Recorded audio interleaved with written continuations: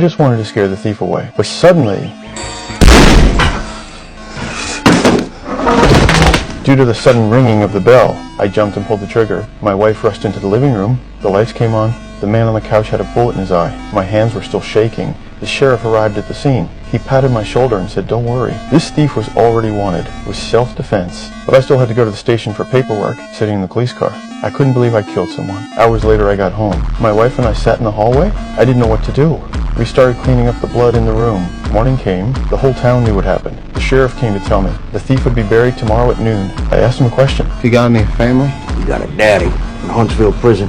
He just got parole. He had a father. My heart started racing. I installed security doors, replaced the furniture. That night I got a strange call. Just heavy breathing. I became even more nervous. For the safety of my family, I sat on the couch all night with my gun, too scared to close my eyes. The next day at noon, I still went to the cemetery. A man was standing there. Quiet and peaceful, isn't it? I was certain he was the thief's father who just got out of prison. He said he saw our family photo in the newspaper. Your boy, he looks a whole lot like you, doesn't he?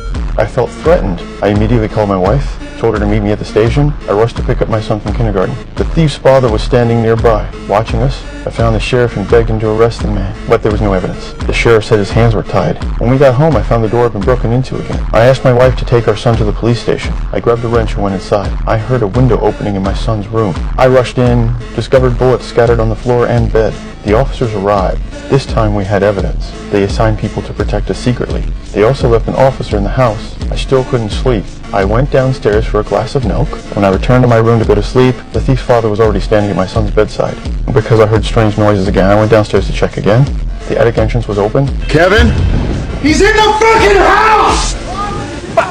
He's in the goddamn house! Thankfully, my son was okay. The man had escaped. In the morning, the sheriff told me. The thief's father had been caught. We were safe. I drove to the station happily to sign papers. Suddenly, I saw a wanted poster on the bulletin board. But I was certain the man in the photo wasn't the one I shot. I confronted the sheriff. He said I was remembering wrong. I look at pictures of faces all day. That is not the guy. It's called shock. And memory gets a little fuzzy. It happens. I had a sinking feeling something wasn't right.